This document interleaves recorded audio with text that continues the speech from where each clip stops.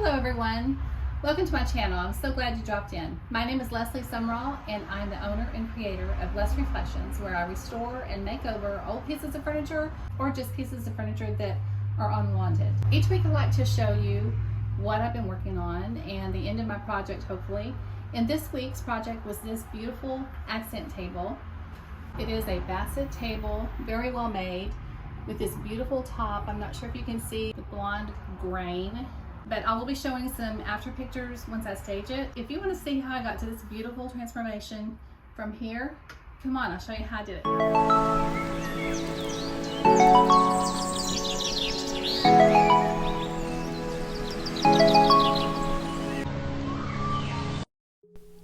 As I mentioned in my intro, this piece is a Bassett end table. Really pretty piece. It's just too dark, so I wanted to lighten it up. As with all my projects, I clean them well and rinse them with water first. Next, I sanded the top. I wanted to see that wood, but I found out it was a thin veneer, which is beautiful, but I had to be careful so I wouldn't blow through that veneer. These 4 panels of grain are gorgeous. This all-in-one paint by Fusion is a primer as well, so you don't have to prime it ahead of time. But you do want to scuff sand a slick surface like this one to make sure that that paint sticks well.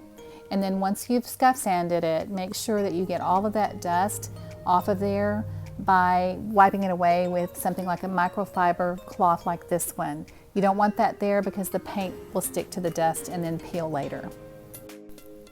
Because I wanted this top to be natural wood, I cut in the paint along the edge. There are lots of good options to use for this trim work, but my favorite is the trim brush by Zibra, which is a small angular brush. Here I'm adding a second coat of my paint to the legs and moving on to add paint to the framework. This is a slower process, but it's really worth it if you take your time so that you can make sure that you don't have lots of drips and blotches. Drips and blotches can be unsightly and really change the texture of the paint surface. So it's really better just to go slow, take your time, look for those drips along the way, and take care of them before it dries. The paint color I'm using is Cathedral Taupe by Fusion. Again, this is an all-in-one, so I don't even have to put a top coat on this.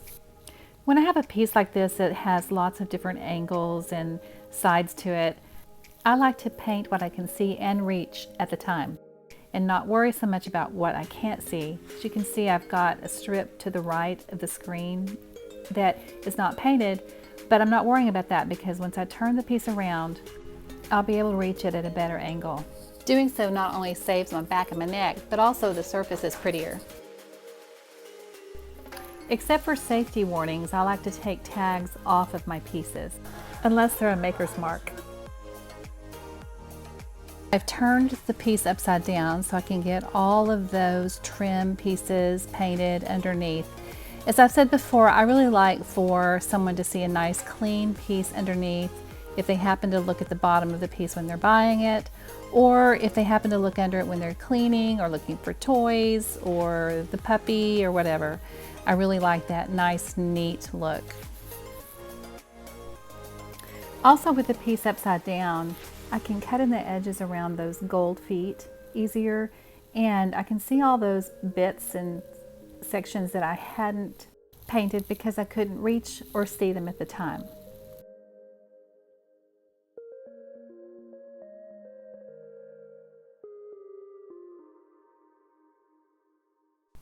This is a lengthy process and can be quite relaxing, so when I'm painting, I just turn on my music or my podcast of choice and grab some sugar-free gum and go at it.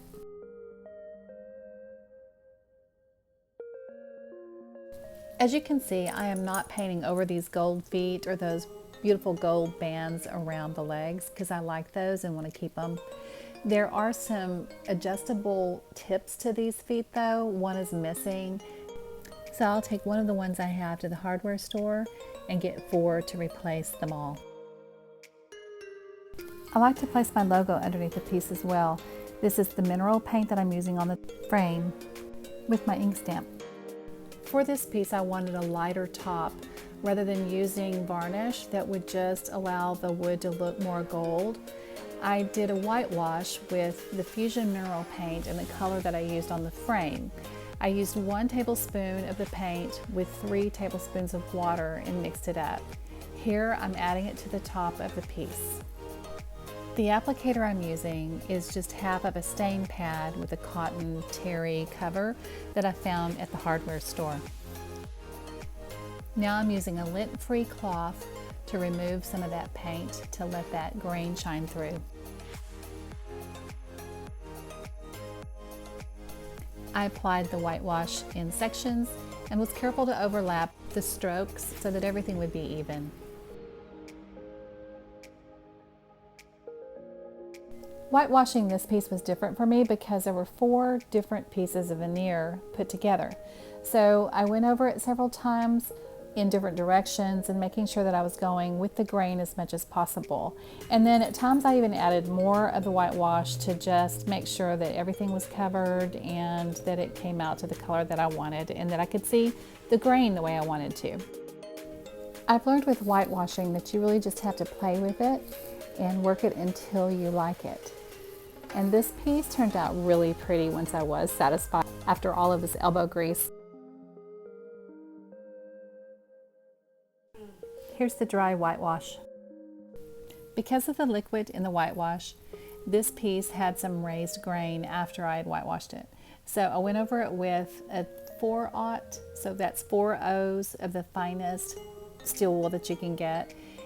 Just carefully, not heavy-handed or anything, just enough to get any of those raised pieces of the grain off of there. And I just did this real lightly until it felt real smooth to my hand. And then I removed all of those shards from the steel wool from the piece with a microfiber cloth again.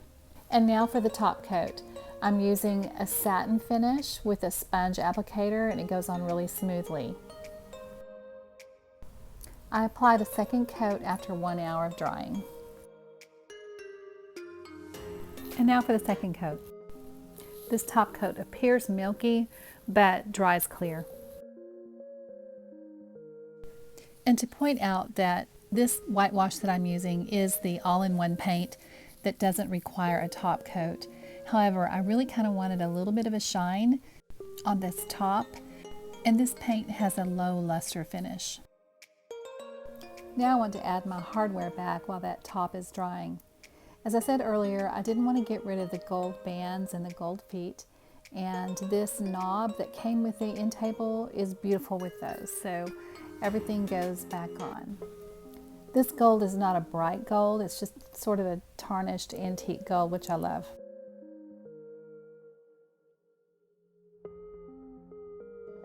And as a reminder, here's where we started, and here's where we went to with this beautiful transformation. I'm really happy with how this turned out. I hope you like it too.